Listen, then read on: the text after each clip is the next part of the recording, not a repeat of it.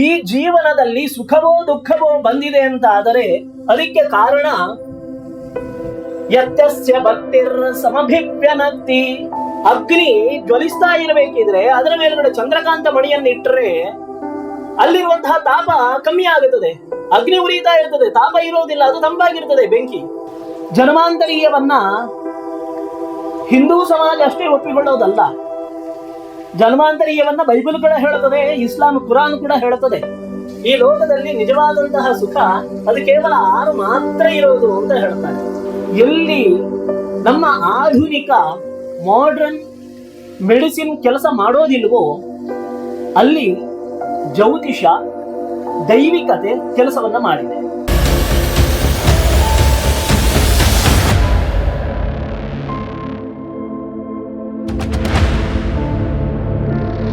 ವೀಕ್ಷಕ ಮಹಾಪ್ರಭುಗಳೇ, ನಮ್ಮ ಚಾನೆಲ್ ಅನ್ನು ಸಬ್ಸ್ಕ್ರೈಬ್ ಮಾಡಿ, ಶೇರ್ ಮಾಡಿ, ಪ್ರೋತ್ಸಾಹಿಸಿ. ಆರಂಭದಲ್ಲಿ ಎಲ್ಲ ಜ್ಞಾನ ವೃದ್ಧರನ್ನು ವಯೋವೃದ್ಧರನ್ನು ಕೂಡ ಶಿರವಾಗಿ ನಮಸ್ಕರಿಸ್ತಾ ಅಷ್ಟಮಂಗಲ ಒಂದು ಚಿಂತನೆ ಅನ್ನುವ ವಿಚಾರದ ಬಗ್ಗೆ ಯಥಾಮತಿಯಾಗಿ, ಯಥಾವಕಾಶಿಯಾಗಿ, ಯಥಾ ಸಾಧ್ಯನಾಗಿ ಒಂದೆರಡು ಮಾತುಗಳನ್ನು ಆಡಬೇಕು ಅಂತ ಹೇಳಿ ಉಪಕ್ರಮಿಸ್ತಾ ಇದ್ದೀವಿ. ತುಂಬ ಸಂತೋಷ ಆಗ್ತಾ ಇದೆ.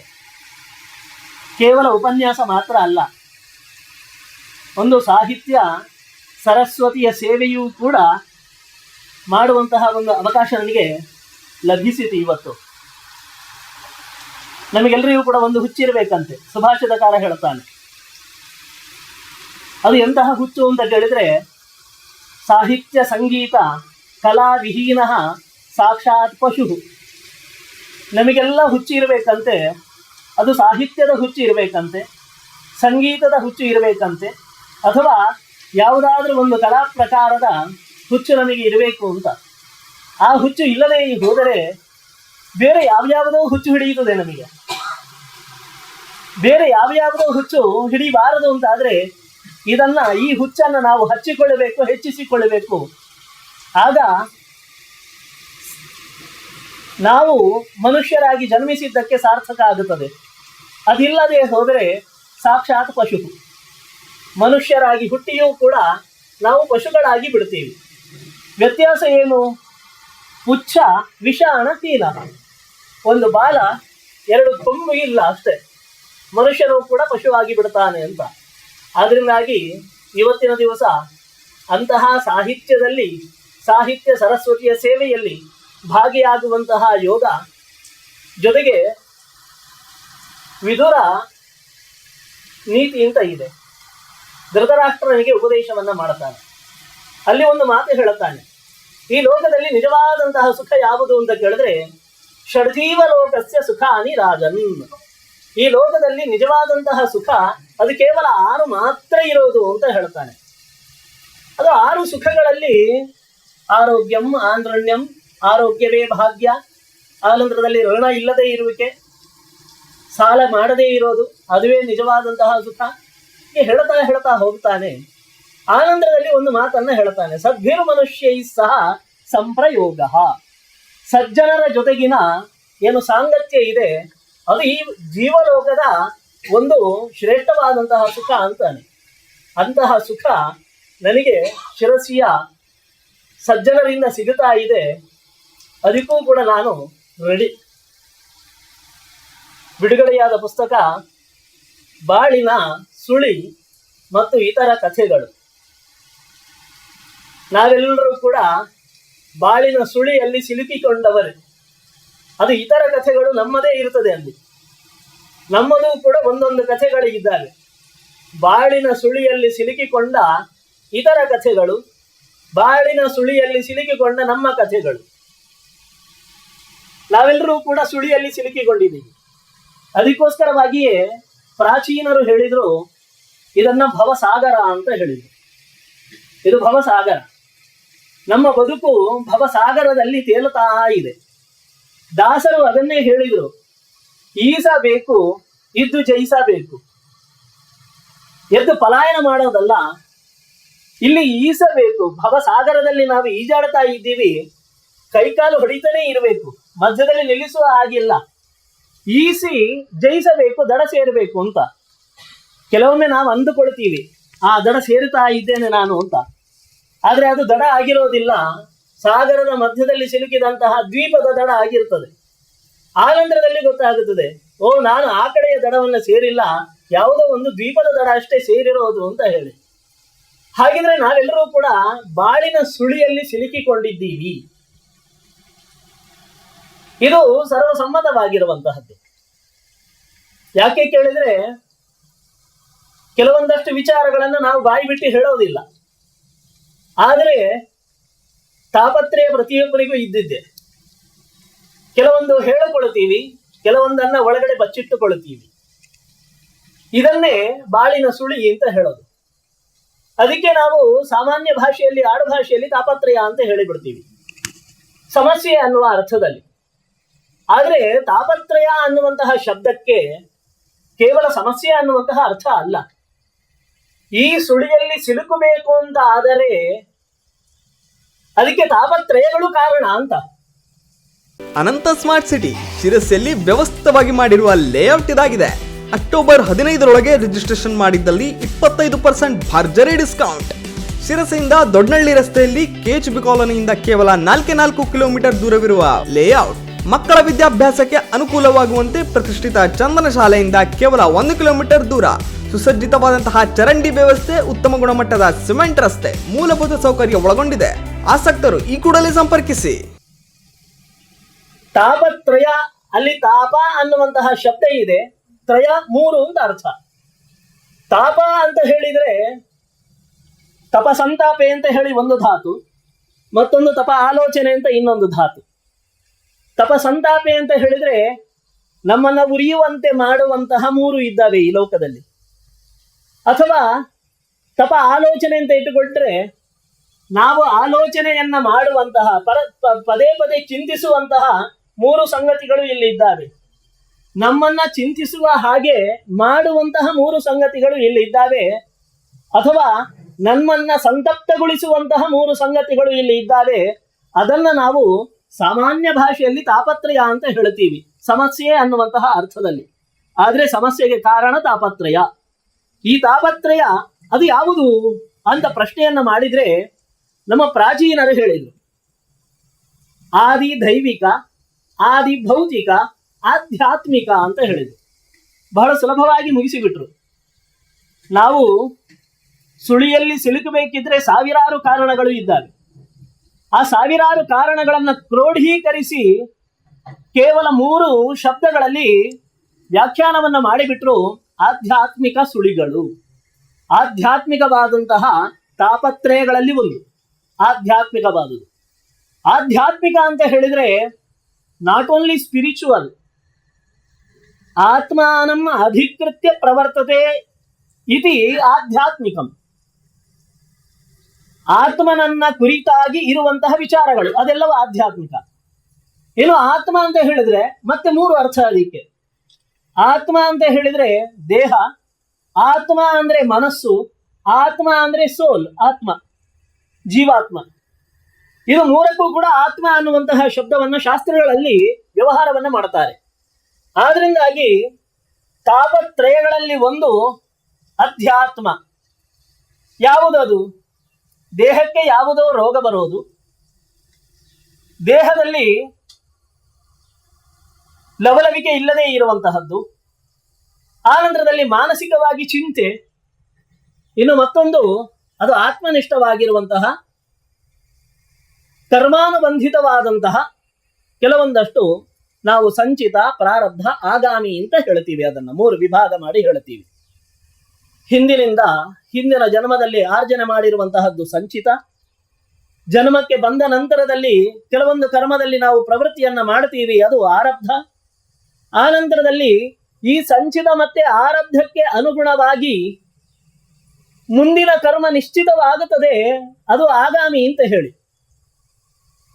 ಸರಳವಾಗಿ ಹೇಳಬೇಕು ಅಂತಾದ್ರೆ ಬತ್ತಳಿಗೆಯಲ್ಲಿ ಇರುವಂತಹ ಬಾಣ ಅದು ಸಂಚಿತ, ತೆಗೆದು ಪ್ರಯೋಗಕ್ಕೆ ಸಿದ್ಧಗೊಳಿಸಿದಂತಹ ಬಾಣ ಅದು ಆರಬ್ಧ.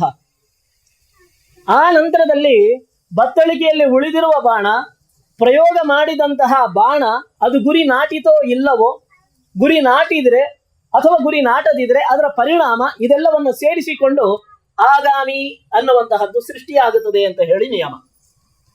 ಒಟ್ಟಿನಲ್ಲಿ ಅಧ್ಯಾತ್ಮ ಅಂತ ಹೇಳಿದ್ರೆ ಇದೆಲ್ಲ ಬಂತು. ಪ್ರಾಚೀನರ ವೈಶಿಷ್ಟ್ಯ ಇದು. ಒಂದೊಂದು ಶಬ್ದಗಳಲ್ಲಿ ಅರ್ಥ ವಿಸ್ತಾರವನ್ನ ತುಂಬಿಬಿಡುತ್ತಾರೆ. ಮಾನಸಿಕವಾಗಿ ಏನೋ ತಾಪತ್ರಯ ಇದೆ, ಅದಕ್ಕೆ ಮತ್ತೆ ಆಲೋಚನೆ ಮಾಡಿ ಮಾಡಿ ಮಾಡಿ ಅದಕ್ಕೊಂದು ಉಪಾಯವನ್ನು ನಾವು ಕಂಡುಕೊಳ್ಳುತ್ತೀವಿ. ಯಾಕೆ ಕೇಳಿದ್ರೆ ಕೀ ಇಲ್ಲದೆ ಇರುವಂತಹ ಲಾಕ್ ಇಲ್ಲ. ಎಲ್ಲಾ ಸಮಸ್ಯೆಗಳಿಗೂ ಕೂಡ ದರ್ ಇಸ್ ಎ ಸೊಲ್ಯೂಷನ್. ಆದ್ರೆ ಆಲೋಚನೆ ಮಾಡಬೇಕಷ್ಟೇ ಅಂತ ನಾವು ಹೇಳ್ತೀವಿ. ಯಾರೋ ಮೊನ್ನೆ ಹೇಳಿದ್ರು ನನಗೆ, ಬೀಗ ತಯಾರಾಗುವ ಕಂಪನಿಯಲ್ಲಿ ಬೀಗ ರೆಡಿ ಆಗಬೇಕಿದ್ರೆ ಮೊದಲು ತಯಾರಾಗುವುದು ಕೀಯನ್ನು ರೆಡಿ ಮಾಡಿದ ನಂತರದಲ್ಲಿ ಬೀಗ ತಯಾರಾಗುವುದಂತೆ. ಆ ಕೀಗೆ ಅನುಗುಣವಾಗಿ ಬೀಗ ರೆಡಿ ಆಗುತ್ತದೆ ಅಂತ. ಹಾಗಿದ್ರೆ ಕೀ ನಮ್ಮ ಹತ್ರ ಇದ್ದೇ ಇದೆ. ಎಲ್ಲದಕ್ಕೂ ಕೂಡ ಒಂದು ಕೀಲಿಕೈ ನಮ್ಮಲ್ಲಿ ಇದೆ. ಮಾನಸಿಕವಾದಕ್ಕೆ ನಾವು ಆಲೋಚನೆಯನ್ನ ಮಾಡ್ತೀವಿ, ದಾರಿಯನ್ನ ಕಂಡುಕೊಳ್ತೀವಿ. ದೈಹಿಕವಾದಕ್ಕೆ ಬೇಕಾದಂತಹ ಔಷಧೋಪಚಾರಗಳನ್ನ ಮಾಡ್ತೀವಿ. ಆದ್ರೆ ಆತ್ಮನಿಷ್ಠವಾದಕ್ಕೆ ಏನು ಮಾಡ್ಲಿಕ್ಕಾಗತ್ತೆ? ಅಲ್ಲೊಂದು ಪ್ರಶ್ನೆ. ಇದು ಆಧ್ಯಾತ್ಮಿಕ ಅಂತ ಇದು. ಮತ್ತೆ ನಾನು ಈ ವಿಚಾರವನ್ನ ಮತ್ತೆ ತಗೊಳ್ತೀನಿ. ಆದಿ ಭೌತಿಕ, ಆನಂತರದಲ್ಲಿ ಆದಿ ದೈವಿಕ ಅಂತ ಇದೆ. ಆದಿ ದೈವಿಕ ಅಂತ ಹೇಳಿದ್ರೆ ದೇವತಾ ಸಂಬಂಧಿಯಾದಂತಹ ಪ್ರಕೋಪಗಳು, ಗುರು ಶಾಪಾದಿಗಳು, ಇದೆಲ್ಲವೂ ಕೂಡ ಆದಿ ದೈವಿಕ ಅಂತ ಹೇಳಿಯೇ ಅನ್ನುವ ಶಬ್ದದಲ್ಲಿಯೇ ಬರುವಂತಹದ್ದು. ದೈವ ಅಂತ ಹೇಳಿದ್ರೆ ಅದೃಷ್ಟ ಅಂತ ಹೇಳಿಯೂ ಅರ್ಥ, ದೇವತೆ ಅಂತ ಹೇಳಿಯೂ ಅರ್ಥ. ಈ ಅರ್ಥದಲ್ಲಿ ಇರಬೇಕಿದ್ರೆ ಆದಿ ದೈವಿಕ ನಮಗೆ ಜನ್ಮಾಂತರೀಯದ ಕರ್ಮ ಫಲ, ದೇವತೆಗಳ ಶಾಪಾದಿಗಳು ಇವೆಲ್ಲವೂ ಕೂಡ ಆದಿ ದೈವಿಕ ಅಂತ ಆಗುತ್ತದೆ. ಅದು ಪ್ರಾರಬ್ಧ ಆಗಿರಬೇಕು ಅಂತ, ಸಂಚಿತ ಆಗಿರಬೇಕು ಅಂತ ಇಲ್ಲ. ಈ ಜನ್ಮಕ್ಕೆ ಬಂದ ನಂತರದಲ್ಲಿಯೂ ಕೂಡ ಪ್ರತಿಯೊಬ್ಬರಿಗೂ ಕೂಡ ಸನಾತನ ಹಿಂದೂ ಧಾರ್ಮಿಕನಿಗೆ ಮನೆ ದೇವರು ಅಂತ ಇದೆ, ಕುಲದೇವರು ಅಂತ ಇದೆ, ಆನಂತರದಲ್ಲಿ ಧರ್ಮದೈವಗಳು ಇದ್ದಾವೆ, ಜಾಗದಲ್ಲಿರುವಂತಹ ಚೌಡಿ ಇದೆ, ನಾಗದೇವರು ಇದ್ದಾರೆ, ಇದೆಲ್ಲವೂ ಇದೆ. ಇದೆಲ್ಲ ಆದಿ ದೈವಿಕ. ಆಧ್ಯಾತ್ಮಿಕದಲ್ಲಿಯೂ ಕೂಡ ಕೆಲವೊಮ್ಮೆ ಮಾನಸಿಕ ಚಿಂತೆಗೂ ಕೂಡ ಉತ್ತರ ಸಿಗೋದಿಲ್ಲ ನಮಗೆ. ಆ ಚಿಂತೆಯನ್ನು ಹಾಗೆಯೇ ಇಟ್ಟುಕೊಂಡು ಮುಂದುವರಿಯುತ್ತಾ ಇರ್ತೀವಿ. ದೇಹ ಆರೋಗ್ಯಕ್ಕೆ ಔಷಧಿಯನ್ನ ತಗೊಂಡ್ರೂ ಕೂಡ ಕೆಲವೊಮ್ಮೆ ಅದು ಪಥ್ಯ ಆಗೋದಿಲ್ಲ, ಅದು ಕೆಲಸವನ್ನು ಮಾಡೋದಿಲ್ಲ. ಒಂದು ಸಣ್ಣ ದೃಷ್ಟಾಂತವನ್ನು ಕೊಟ್ಟು ಮುಂದಕ್ಕೆ ಹೋಗ್ತೀನಿ. ಮ್ಯಾಥಮೆಟಿಕ್ಸ್ ಪ್ರೊಫೆಸರ್ ಒಬ್ರು ಇದ್ರು ಮಂಗಳೂರಲ್ಲಿ. ಅವರ ಧರ್ಮಪತ್ನಿಗೆ ಒಂದು ಚಿಕ್ಕ ಸಮಸ್ಯೆ. ಆ ಸಮಸ್ಯೆ ಎಷ್ಟು ದೊಡ್ಡದಾಯಿತು ಅಂತ ಕೇಳಿದ್ರೆ ಯಾವ ಔಷಧೋಪಚಾರವೂ ನಡೆಯೋದಿಲ್ಲ ಅಂತ ಆಯಿತು. ವಿಷಯ ಏನು ಕೇಳಿದ್ರೆ ಅವರ ಕಿವಿಯಲ್ಲಿ ಒಂದು ಗುಯ್ ಅಂತ ಶಬ್ದ ಬರೋದು. ಅದು ಬೇರೆ ಯಾರಿಗೂ ಕೇಳಿಸೋದಿಲ್ಲ, ಅವರಿಗಷ್ಟೇ ಕೇಳುತ್ತದೆ. ಕಿವಿಯ ಒಳಗಡೆ ಒಂದು ಗುಯ್ ಅಂತ ಶಬ್ದ ಆರಂಭ ಆಗೋದು. ಆರಂಭ ಆದ ನಂತರದಲ್ಲಿ ಆದಷ್ಟು ತಡ್ಕೊಳ್ತಾರೆ. ಅದರಿಂದಾಗಿ ತಲೆನೋವು ಆರಂಭ ಆಗುತ್ತೆ.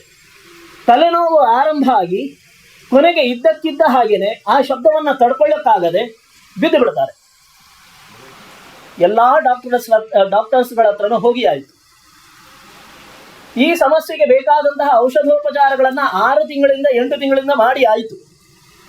ಕೊನೆಗೆ ಒಂದು ದಿವಸ ನನ್ನ ಹತ್ರಕ್ಕೆ ಬಂದವರೇ, ನಾನು ಅವರು ಕಲೀಗ್ಸ್ ಆಗಿದ್ದವರು ಮೊದಲು ಬೇರೊಂದು ಕಾಲೇಜಿನಲ್ಲಿ. 6-8 ತಿಂಗಳಿಂದ ಔಷಧೋಪಚಾರ ಮಾಡ್ತಾ ಇದ್ದೀವಿ. ಮತ್ತೆ ಮತ್ತೆ ದೊಡ್ಡ ದೊಡ್ಡ ಡಾಕ್ಟರ್ಸ್ ಹತ್ರ ಹೋದರೂ ಕೂಡ ನಮಗಿದು ಪರಿಹಾರ ಆಗುತ್ತಾ ಇಲ್ಲ. ಅದಕ್ಕೆ ನಮ್ಮಲ್ಲಿ ಒಬ್ಬರು ಹೇಳಿದ್ರು, ಒಮ್ಮೆ ಜಾತಕ ಯಾಕೆ ವಿಮರ್ಶೆ ಮಾಡಿಸಬಾರದು, ಅದಕ್ಕೋಸ್ಕರವಾಗಿ ಬಂದೆ ನಾನು. ಇದನ್ನ ಹೆಗ್ಗಳಿಕೆ ಅಂತ ಹೇಳ್ತಾ ಇಲ್ಲ, ಶಾಸ್ತ್ರದ ಹೆಗ್ಗಳಿಕೆ ಅಂತ ನಾನು ಹೇಳ್ಕೊಳ್ತಾ ಇರೋದು. ಇದು ನನ್ನ ಹೆಗ್ಗಳಿಕೆ ಅಲ್ಲ. ಜಾತಕ ವಿಮರ್ಶೆಯನ್ನು ಮಾಡಿದ ನಂತರದಲ್ಲಿ ಸರ್ಪ ಬಾಧೆ ಕಂಡು ಬಂದಾಗ ಅದಕ್ಕೆ ಬೇಕಾದಂತಹ ಪ್ರಾಯಶ್ಚಿತ್ತ, ಶಾಸ್ತ್ರೀಯವಾದಂತಹ ಪ್ರಾಯಶ್ಚಿತ್ತ, ಸರ್ಪ ದುರಿತವನ್ನ ಸರ್ಪ ಹೆಡೆಯಲ್ಲಿ ಆಕರ್ಷಿಸಿ ಆನಂದದಲ್ಲಿ ಆಶ್ಲೇಷ ಬಲಿಯನ್ನ ಮಾಡಿ ಮತ್ತೆ ಆ ಸರ್ಪ ದುರಿತಗಳಿಗೆ ಯಥೋಚಿತವಾಗಿ ಪೂಜಿಸಿ ಪುಷ್ಕಳವಾಗಿ ನಿವೇದ್ಯ ಮಾಡಿ ಸೂರ್ಯಮಂಡಲಿಗೆ ಉದ್ವಾಸನೆ ಮಾಡಿ ನಂತರದಲ್ಲಿ ಸುಬ್ರಹ್ಮಣ್ಯ ಯಾತ್ರೆಯನ್ನ ಮಾಡಿ ಅಲ್ಲಿ ಈ ಹೆಡೆಯನ್ನ ಅರ್ಪಿಸಿ ಬನ್ನಿ. ಮದ್ದು ನಿಲ್ಲಿಸಲಾ ಕೇಳಿದ್ರು. ಇಲ್ಲ ಅಂದೆ. ಇದರ ಜೊತೆಗೆ ಇನ್ನು ಯಾವ ಡಾಕ್ಟರ್ ಉಳಿದಿದ್ದಾರೆ, ಯಾರಲ್ಲಿ ಹೋಗಬಹುದು ಅನ್ನೋದನ್ನ ತೀರ್ಮಾನ ಮಾಡಿ ಅಂತಂದೆ. ಸರಿ ಅಂತ ಹೇಳಿ ಒಬ್ಬರನ್ನ ಅಂದ್ಕೊಂಡ್ರು. ಇವರು ಬೇಡ ಅಂತಂದೆ. ರಾಶಿಯಲ್ಲಿ ನೋಡಿ ಇವರು ಬೇಡ ಅಂತಂದೆ. ಮತ್ತೊಂದು ರಾಶಿ ಇಟ್ಟು ಮತ್ತೊಬ್ಬರನ್ನ ಅಂದುಕೊಂಡ್ರು. ಇವರ ಹತ್ರ ಹೋಗಿ ಅಂತಂದೆ. ಅಲ್ಲಿ ಹೋದ್ರು, ಔಷಧೋಪಚಾರವನ್ನೇ ಮಾಡಿದ್ರು. ಆಶ್ಲೇಷ ಬಲಿ ಎಲ್ಲ ಮುಗಿಯಿತು. ಔಷಧೋಪಚಾರವನ್ನ ಮಾಡಿದ್ರು. 1-2 ತಿಂಗಳಲ್ಲಿ ಆ ಸಮಸ್ಯೆ ಪರಿಹಾರ ಆಯಿತು. ಇದು ನನ್ನ ಹೆಗ್ಗಳಿಕೆ ಅಲ್ಲ, ಇದು ಶಾಸ್ತ್ರದ ಹೆಗ್ಗಳಿಕೆ. ಹಾಗಿದ್ರೆ ಎಲ್ಲಿ ನಮ್ಮ ಆಧುನಿಕ ಮಾಡರ್ನ್ ಮೆಡಿಸಿನ್ ಕೆಲಸ ಮಾಡೋದಿಲ್ವೋ ಅಲ್ಲಿ ಜ್ಯೋತಿಷ, ದೈವಿಕತೆ ಕೆಲಸವನ್ನ ಮಾಡಿದೆ. ಏನು ಕಾರಣ? ಆಯುರ್ವೇದ ಶಾಸ್ತ್ರ ಹೇಳುತ್ತದೆ. ಇವತ್ತಿನ ದಿವಸ ನಾವು ಇವತ್ತಷ್ಟೇ ಮಾತಾಡಿದ್ವಿ. ಆಯುರ್ವೇದ ಮದ್ದು ಕೊಡಲಿಕ್ಕಿರುವಂತಹದ್ದಲ್ಲ ಅದು ಇವತ್ತು. ಆದರೆ ಚರಕ ಸಂಹಿತೆಯಲ್ಲಿ ಚರಕ ಏನು ಹೇಳುತ್ತಾನೆ ಕೇಳಿದ್ರೆ, ಯಾವುದೇ ಒಂದು ಸಮಸ್ಯೆಗೂ ಕೂಡ 2 ವಿಧವಾದಂತಹ ಔಷಧಿಯನ್ನ ಹೇಳುತ್ತಾನೆ, ಚಿಕಿತ್ಸೆಯನ್ನ ಹೇಳುತ್ತಾನೆ. ಅದು ಒಂದು ದೈವ ವ್ಯಪಾಶ್ರಯ ಚಿಕಿತ್ಸೆ, ಮತ್ತೊಂದು ದ್ರವ್ಯ ವ್ಯಪಾಶ್ರಯ ಚಿಕಿತ್ಸೆ.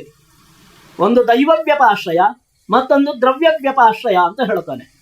ಇದರಲ್ಲಿ ಯಾವುದಕ್ಕೆ ಹೆಚ್ಚಿನ ತೂಕ ಕೊಡ್ತಾನೆ ಚರಕ ಅಂತ ಕೇಳಿದ್ರೆ, ಅದರಲ್ಲಿ ದ್ರವ್ಯ ವ್ಯಪಾಶ್ರಯ ನಂತರ ಹೇಳ್ತಾನೆ. ಮೊದಲಿಗೆ ಯಾವುದು ಅಂತ ಕೇಳಿದ್ರೆ ದೈವ ವ್ಯಪಾಶ್ರಯ ಚಿಕಿತ್ಸೆಯನ್ನ ಮೊದಲು ಮಾಡಿ. ಅದು ಯಾವುದು? ಜಾತಕ ವಿಮರ್ಶೆಯನ್ನ ಮಾಡಿಕೊಂಡು ಗ್ರಹಚಾರ ಇತ್ಯಾದಿ ದೋಷಗಳಿದ್ದರೆ ಅದಕ್ಕೆ ಪರಿಹಾರವನ್ನ ಮಾಡಿಕೊಂಡು ನಂತರದಲ್ಲಿ ದ್ರವ್ಯ ವ್ಯಪಾಶ್ರಯಕ್ಕೆ ಬನ್ನಿ ಅಂತ ಹೇಳುತ್ತಾನೆ. ಇದರ ಅರ್ಥ ಏನು ಅಂತ ಕೇಳಿದ್ರೆ, ಮನುಷ್ಯನಿಗೆ ದುಃಖ ಬರ್ತದೆ ಯಾಕೆ ಅಂತ ಕೇಳಿದ್ರೆ ಅದು ಅವನ ಕರ್ಮ ಜನಿತವಾಗಿಯೇ ಬರ್ತದೆ. ಜನ್ಮಾಂತರೀಯವನ್ನ ಹಿಂದೂ ಸಮಾಜ ಅಷ್ಟೇ ಒಪ್ಪಿಕೊಳ್ಳೋದಲ್ಲ, ಜನ್ಮಾಂತರೀಯವನ್ನ ಬೈಬಲ್ ಕೂಡ ಹೇಳುತ್ತದೆ, ಇಸ್ಲಾಂ ಕುರಾನ್ ಕೂಡ ಹೇಳುತ್ತದೆ. ಸ್ವರ್ಗ ನರಕವನ್ನ ಒಪ್ಪಿಕೊಳ್ಳುತ್ತದೆ.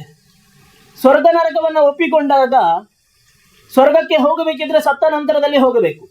ಸತ್ತ ನಂತರದಲ್ಲಿ ಸ್ವರ್ಗಕ್ಕೆ ಹೋಗುತ್ತಾನೆ ಅಂತ ಆದ್ರೆ ಹುಟ್ಟುವ ಮೊದಲು ಎಲ್ಲಿದ್ದ? ಹಾಗಿದ್ರೆ ಹುಟ್ಟುವ ಮೊದಲು ಕೂಡ ಇದ್ದ ಅಂತ ಆಯಿತು.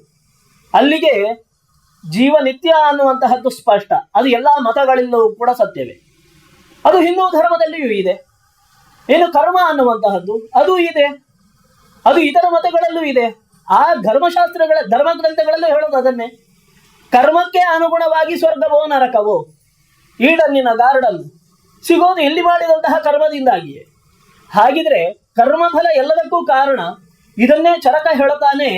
ಈ ಜೀವನದಲ್ಲಿ ಸುಖವೋ ದುಃಖವೋ ಬಂದಿದೆ ಅಂತ ಆದರೆ ಅದಕ್ಕೆ ಕಾರಣ ಯತ್ಯಸ್ಯ ಭಕ್ತಿರ್ ಸಮಭಿವ್ಯನಕ್ತಿ. ಜ್ಯೋತಿಷ ಅದನ್ನೇ ಹೇಳುದು. ಯತ್ ತಸ್ಯ ಭಕ್ತಿ, ಯಾವುದು ಜನ್ಮಾಂತರೀಯದ ಕರ್ಮವೋ ಅದನ್ನ ಗ್ರಹಗಳು ನಮಗಿಲ್ಲಿ ತೋರಿಸಿಕೊಡ್ತಾ ಇದ್ದಾವೆ. ಅದು ಜಾತಕ, ಅದು ಜ್ಯೋತಿಷ ಅಂತ ಹೇಳಿಕೊಂಡು ನಮಗೆ ಜ್ಯೋತಿಷ ಶಾಸ್ತ್ರವು ಕೂಡ ಹೇಳ್ತಾ ಇದೆ. ಅದಕ್ಕೋಸ್ಕರವಾಗಿ ಆಚಾರ್ಯ ಚರಕರು ಹೇಳಿದ್ರು, ಮೊದಲು ದೈವ ವ್ಯಪಾಶ್ರಯ ಚಿಕಿತ್ಸೆ, ಅದರ ಜೊತೆಗೆ ದ್ರವ್ಯ ವ್ಯಪಾಶ್ರಯ ಚಿಕಿತ್ಸೆ. ಮೊದಲು ಸ್ವಲ್ಪ ಹಿಂದಿನ ಪದ್ಧತಿಗೆ ಹೋದ್ರೆ ನಮ್ಮಲ್ಲಿ ಯಾವುದೇ ರೋಗಕ್ಕೆ ಅಥವಾ ಸಮಸ್ಯೆಗಳಿಗೆ 3 ವಿಷಯವನ್ನ ಹೇಳ್ತಾ ಇದ್ರು: ಮಣಿ, ಮಂತ್ರ, ಔಷಧ. ಮಣಿ, ಮಂತ್ರ, ಔಷಧ, ಈ 3ರಿಂದ ಎಲ್ಲವನ್ನೂ ಪರಿಹಾರವನ್ನ ಮಾಡ್ತಾ ಇದ್ರು. ಮಣಿಮಂತ್ರ ಔಷಧಗಳಿಂದ ಎಲ್ಲ ಸಮಸ್ಯೆಗಳಿಗೂ ಕೂಡ ಪರಿಹಾರವನ್ನ ಕೊಡ್ತಾ ಇದ್ರು. ಮಣಿಗಳು, ಅದು ಇವತ್ತಿಗೆ ಆ ಮಣಿಗಳ ಜ್ಞಾನ, ರತ್ನಗಳ ಜ್ಞಾನ ಪ್ರಾಯಶಃ ನಷ್ಟ ಆಗಿ ಹೋಗಿದೆ. ಚಂದ್ರಕಾಂತ ಮಣಿ ಅಂತ ಇತ್ತು, ಸೂರ್ಯಕಾಂತ ಮಣಿ ಅಂತ ಇತ್ತು, ಆ ನಂತರದಲ್ಲಿ ಚಿಂತಾಮಣಿ ಅಂತ ಇತ್ತು. ಇದೆಲ್ಲ ಕವಿ ಪ್ರಶಂಸೆಗಳೇನಲ್ಲ, ಕಪೋಲ ಕಲ್ಪಿತವಾದಂತಹ ಉತ್ಪ್ರೇಕ್ಷೆಗಳೇನಲ್ಲ. ಚಂದ್ರಕಾಂತ ಮಣಿ, ಸೂರ್ಯಕಾಂತ ಮಣಿ ಅನ್ನುವಂಥದ್ದು ತಾರ್ಕಿಕರು ಹೇಳುತ್ತಾರೆ. ಅಗ್ನಿ ಜ್ವಲಿಸ್ತಾ ಇರಬೇಕಿದ್ರೆ ಅದರ ಮೇಲ್ಗಡೆ ಚಂದ್ರಕಾಂತ ಮಣಿಯನ್ನು ಇಟ್ಟರೆ ಅಲ್ಲಿರುವಂತಹ ತಾಪ ಕಮ್ಮಿ ಆಗುತ್ತದೆ. ಅಗ್ನಿ ಉರಿತಾ ಇರ್ತದೆ, ತಾಪ ಇರೋದಿಲ್ಲ, ಅದು ತಂಪಾಗಿರ್ತದೆ ಬೆಂಕಿ. ಇನ್ನು ಸೂರ್ಯಕಾಂತ ಮಣಿಯನ್ನಿಟ್ರೆ ಮತ್ತಷ್ಟು ಪ್ರಜ್ವಲಿತವಾಗುತ್ತದೆ ಅದು ಅಂತ. ಹಾಗಿದ್ರೆ ತಾರ್ಕಿಕರ ಕಾಲದಲ್ಲಿ ತರ್ಕಶಾಸ್ತ್ರ ಬೆಳೀತಾ ಇದ್ದಂತಹ ಕಾಲದಲ್ಲಿ ಇದು ಇತ್ತು ಅಂತ ಆಯಿತು. ಇವತ್ತಿಗೆ ನಮಗೆ ಗೊತ್ತಿಲ್ಲ. ಆ ಚಂದ್ರಕಾಂತ ಮಣಿಯ ಒಂದು ಲಕ್ಷಣವನ್ನ ಹೇಳುತ್ತಾರೆ. ಚಂದ್ರಕಾಂತ ಮಣಿ ಅದು ಚಳಿಗಾಲದಲ್ಲಿ ತನ್ನಿಂದ ನೀರನ್ನ ಒಸರಿಸ್ತದೆ ಅಂತ ಹೇಳಿ. ಅನಂತ ರೆಸಿಡೆನ್ಸಿ ಶಿರಸಿಯಲ್ಲಿ ವ್ಯವಸ್ಥಿತವಾಗಿ ಮಾಡಿರುವ ಲೇಔಟ್ ಇದು. ಅಕ್ಟೋಬರ್ 15ರೊಳಗೆ ರಿಜಿಸ್ಟ್ರೇಷನ್ ಮಾಡಿದ್ದಲ್ಲಿ 25% ಭರ್ಜರಿ ಡಿಸ್ಕೌಂಟ್ ಪಡೆಯಿರಿ. ಶಿರಸಿಯಿಂದ 7 ಕಿಲೋಮೀಟರ್ ದೂರದಲ್ಲಿ ಅಂಡಗಿ ರಸ್ತೆಯಲ್ಲಿನ ನುರುಕಲಕಪ್ಪ ಗ್ರಾಮದಲ್ಲಿನ ಲೇಔಟ್ 3040 3050 ಅಳತೆಯ ಸೈಟ್ಗಳು ಲಭ್ಯ. ಈಗಾಗಲೇ ಮನೆಗಳನ್ನು ಹೊಂದಿ ಜನವಸತಿ ಇರುವಂತಹ ಲೇಔಟ್ ಇದಾಗಿದೆ. ಎಲ್ಲಾ ರೀತಿಯಾದಂತಹ ಸೌಕರ್ಯಗಳನ್ನ ಹೊಂದಿದೆ. ಇನ್ನು ಕೆಲವು ಸೈಟ್ಗಳು ಮಾತ್ರ ರಿಯಾಯಿತಿ ದರದಲ್ಲಿ ಮಾರಾಟಕ್ಕಿದೆ. ಆಸಕ್ತರು ಈ ಕೂಡಲೇ ಸಂಪರ್ಕಿಸಿ. ಒಂದು ಸಣ್ಣ ಉದಾಹರಣೆಯನ್ನ ಕೊಡಬೇಕಿದ್ರೆ, ಇವತ್ತಿನ ತಾಜ್ ಮಹಲ್ಗೆ ಬಳಸಿರುವಂತಹ ಕಲ್ಲು ಏನಿದೆ ಅದು ಚಂದ್ರಕಾಂತ ಶಿಲೆ. ಅದು ನೀರನ್ನ ಸೂಸ್ತಾ ಇರ್ತದೆ ಯಾವಾಗಲೂ ಹೊರಗಡೆಯಿಂದ. ಆದ್ರೆ ಆ ಮಣಿ ಎಲ್ಲಿದೆ ಯಾವುದು ಅಂತ ಹೇಳಿ ಸ್ಪಷ್ಟವಾಗಿ ನಿಷ್ಕರ್ಷವಾಗಿ ನಮಗೆ ಹೇಳಲಿಕ್ಕೆ ಬರೋದಿಲ್ಲ. ಹಾಗಿದ್ರೆ ಮಣಿಯ ಜ್ಞಾನ ನಮಗೆ ಇಲ್ಲ. ನಾವಿವತ್ತಿನ ದಿವಸ ಉಂಗುರಗಳಲ್ಲಿ ಧರಿಸಿಕೊಳ್ತೀವಿ, ಅದು ಎಷ್ಟು ಕ್ಯಾರೆಟ್ ಬೇಕು, ಎಷ್ಟು ದೊಡ್ಡದು ಬೇಕು ಅನ್ನುವಂತಹ ಸರಿಯಾದಂತಹ ಜ್ಞಾನ ನಮಗಿಲ್ಲ. ಯಾವ ಗ್ರಹ, ಯಾವ ದಶೆ, ಯಾವ ರತ್ನವನ್ನ ಧರಿಸಬೇಕು ಅಂತ ಹೇಳ್ತೀವಿ. ಇನ್ನು ಮಂತ್ರಗಳು ನಮ್ಮಲ್ಲಿ ಇದ್ದಾವು ಅಂತ ಕೇಳಿದ್ರೆ, ಮಂತ್ರಗಳು ಪ್ರಾಯ ನಷ್ಟಪ್ರಾಯ. ಆ ಮಂತ್ರಗಳು ಕೆಲಸ ಮಾಡ್ತಾ ಇದ್ದಾವ ಕೇಳಿದ್ರೆ, ಅದು ಯಾವ ಪ್ರಮಾಣದಲ್ಲಿ ಕೆಲಸ ಮಾಡಬೇಕು ಆ ಪ್ರಮಾಣದಲ್ಲಿ ಕೆಲಸವನ್ನ ಮಾಡ್ತಾ ಇಲ್ಲ ಇವತ್ತಿಗೆ. ಕಾರಣ ನಾವೇ ಕಾರಣರು. ಕನ್ನಡಿಯಲ್ಲಿ ಮುಖ ಕಾಣ್ತಾ ಇಲ್ಲ ಅಂತ ಹೇಳಿಕೊಂಡು ಕನ್ನಡಿಯನ್ನ ಒಡೆದು ಹಾಕೋದಲ್ಲ, ಕನ್ನಡಿಗೆ ಹಿಡಿದಿರುವಂತಹ ಧೂಳನ್ನ ತೆಗಿಬೇಕು. ಇವತ್ತು ಮಂತ್ರಗಳಿಗೆ ಧೂಳು ಆವರಿಸಿಕೊಂಡಿದೆ. ಆ ಧೂಳನ್ನ ಒರೆಸಿದ್ರೆ ಆ ಮಂತ್ರಗಳು ಕೆಲಸವನ್ನ ಮಾಡುತ್ತವೆ. ಮಣಿ ಮಂತ್ರ, ಆನಂತರದಲ್ಲಿ ಔಷಧ. ಈ ಮಣಿ ಮಂತ್ರದಿಂದಾಗಿ ಏನಾಗುತ್ತದೆ ಕೇಳಿದ್ರೆ ಔಷಧ ಕೆಲಸವನ್ನ ಮಾಡುತ್ತದೆ. ಮಣಿ ಮಂತ್ರಗಳು ಗೊತ್ತಾಗಬೇಕು ಅಂತಾದ್ರೆ ಯಾವ ಮಂತ್ರ ಬೇಕು? ವಿಧಿವತ್ ಪ್ರಯೋಗ, ಕೃಷ್ಣಸ್ತು ಮಂತ್ರ, ವಿಧಿವತ್ ಪ್ರಯೋಗ. ಮಂತ್ರಗಳು ಹಲವಾರು ಇದ್ದಾವೆ. ಯಾವುದಕ್ಕೆ ಯಾವ ಮಂತ್ರವನ್ನ ಬಳಸಬೇಕು ಅನ್ನುವಂತಹದ್ದು ಗೊತ್ತಾಗಬೇಕು ಅಂತಾದರೆ ಅದಕ್ಕೆ ವೇದಾಂಗವಾದಂತಹ ಜ್ಯೋತಿಷ್ಯ ಬೇಕು. ಜ್ಯೋತಿಷ ಅನ್ನುವಂತಹ ಶಾಸ್ತ್ರ ಅದು ಭೂಗೋಳ ಶಾಸ್ತ್ರ ಅಲ್ಲ, ವೇದಾಂಗ ಅಂತ ಕರೆದ್ರು ಅದನ್ನ. ವೇದಗಳು ಇದ್ದಾವೆ. ವೇದಗಳ ಅಂಗಸ್ವರೂಪದಲ್ಲಿ ವೇದಗಳನ್ನ ಅರ್ಥೈಸಲಿಕ್ಕೋಸ್ಕರವಾಗಿ ಬಂದಿರುವಂತಹ ಷಡಂಗಗಳು, ಅದರಲ್ಲಿ ಒಂದು ಜ್ಯೋತಿಷ. ಶಿಕ್ಷಾ ವ್ಯಾಕರಣಂ ಛಂದಃ ನಿರುಕ್ತಂ ಜ್ಯೋತಿಷಂ ತಥಾ ಕಲ್ಪಶ್ಚೇತ ಷಡಂಗಾನಿ ವೇದಸ್ಯಾಹರು ಮನೀಷಿಣಃ. ಅದರಲ್ಲಿ ಒಂದು ಜ್ಯೋತಿಷ ಅಂತ ಆಯಿತು. ಆ ಜ್ಯೋತಿಷ ಯಾಕೆ ಹಿಂದಿನ ಕಾಲದಲ್ಲಿ ಬೇಕಾಗಿತ್ತು ಅಂತ ಕೇಳಿದ್ರೆ, ಆವತ್ತಿನ ದಿವಸ ಒಂದು ಯಾಗವನ್ನು ಮಾಡಬೇಕು.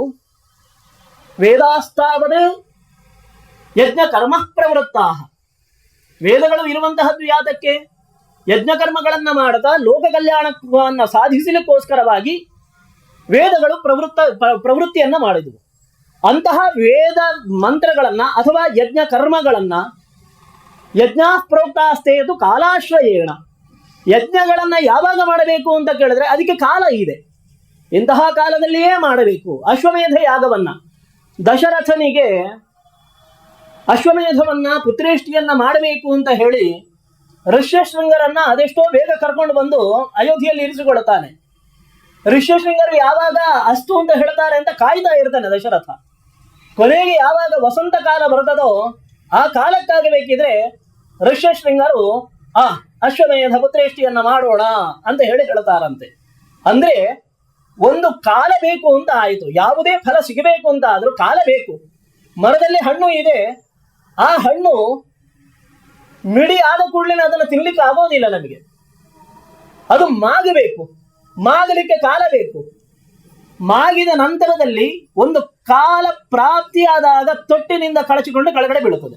ಹಾಗಿದ್ರೆ ಆ ಕಾಲವನ್ನ ಯಾವುದರಿಂದ ತಿಳ್ಕೊಳ್ಳೋದು ಅಂತ ಕೇಳಿದ್ರೆ ಅದಕ್ಕೆ ಜ್ಯೋತಿಷ ಅನ್ನುವಂತಹ ಶಾಸ್ತ್ರವನ್ನ ನಮ್ಮ ಪ್ರಾಚೀನರು ಕೊಟ್ಟರು. ಇದೇ ಜ್ಯೋತಿಷವನ್ನ ವೇದಾಂಗದ ಚಕ್ಷುಹು ಅಂತ ಹೇಳಿದರು. ವೀಕ್ಷಕ ಮಹಾಪ್ರಭುಗಳೇ, ನಮ್ಮ ಚಾನಲ್ ಅನ್ನು ಸಬ್ಸ್ಕ್ರೈಬ್ ಮಾಡಿ, ಶೇರ್ ಮಾಡಿ, ಪ್ರೋತ್ಸಾಹಿಸಿ.